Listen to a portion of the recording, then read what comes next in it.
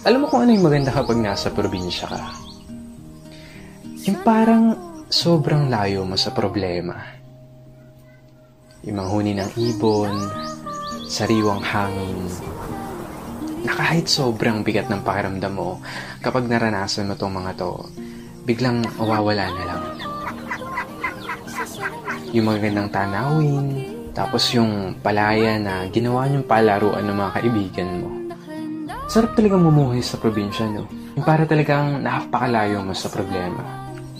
Yung parang napakalayo mo sa malupit na sistema ng mundo. Na kapag nasa probinsya ka, mararamdaman mo talaga yung halaga ng sarili mo kesa sa iba. At mapapasabi ka na lang na there's no place like home or like probinsya. At ikaw na nanonood nito ngayon, masaya ako at naparamdam ko sa'yo ang pamumuhay sa isang probinsya.